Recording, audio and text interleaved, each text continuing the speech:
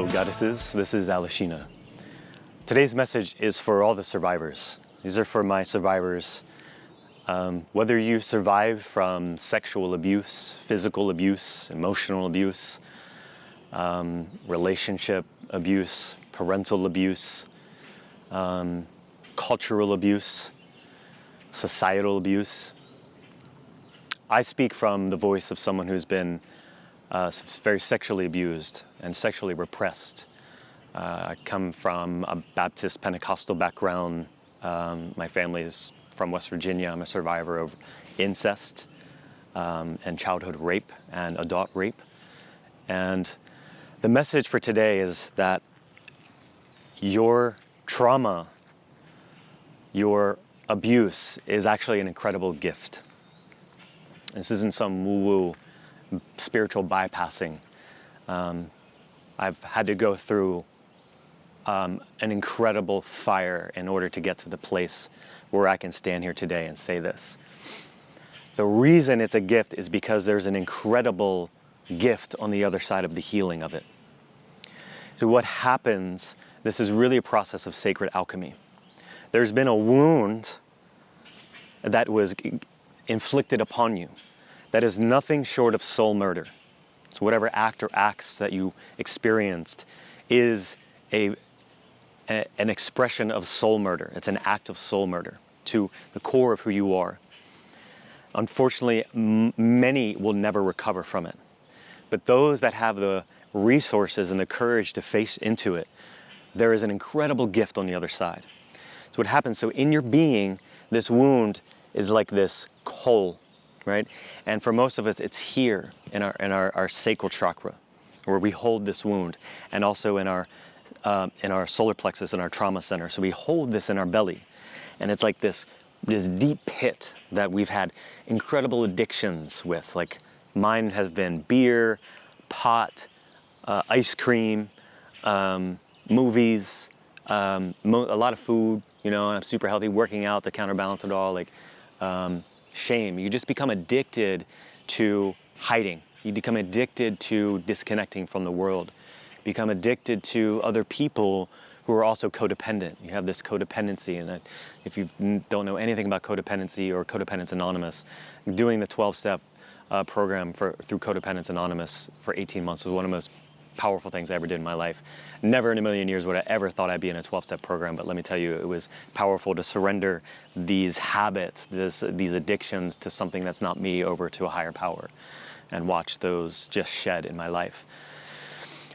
What happens is this wound is inside of you, and if you have the courage to face it, which means you need to feel everything in there. This isn't like, I'm gonna bypass it and just be like, you know, out here. Like, you really need to go in, whatever methods. I had to use a lot of plant medicines, a lot of sacred healing psychedelics, ayahuasca, psilocybin mushrooms, DMT, San Pedro. I've worked thousands of hours with these medicines just because my case was so severe.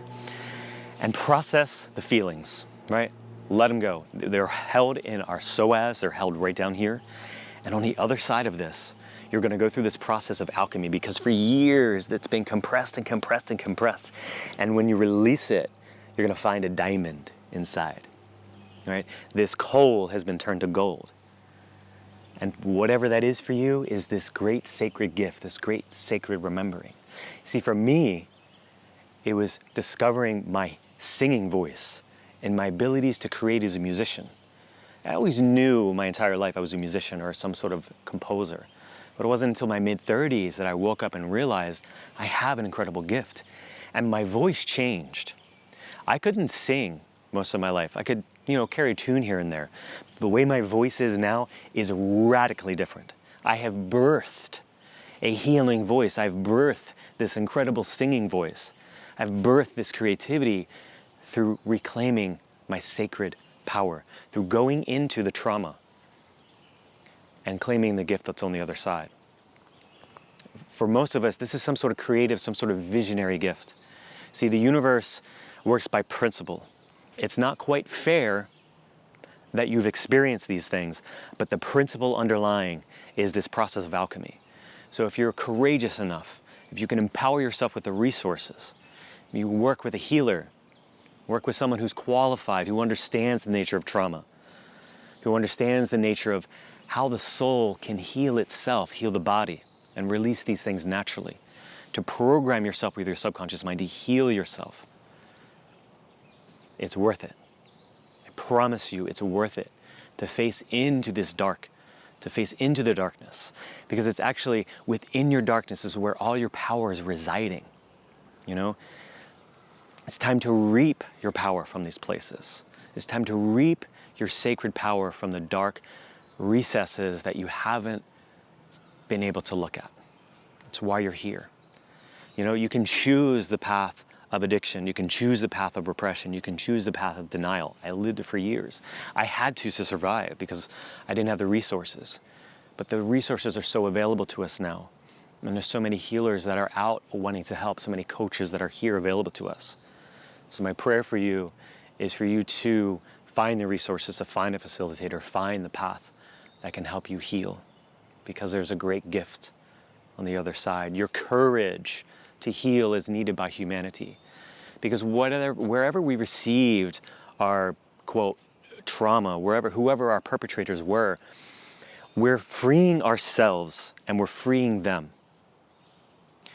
And for those of us that have been repressed by a specific culture, when we go in and we just own, I have been repressed, I've been abused by my kind, right?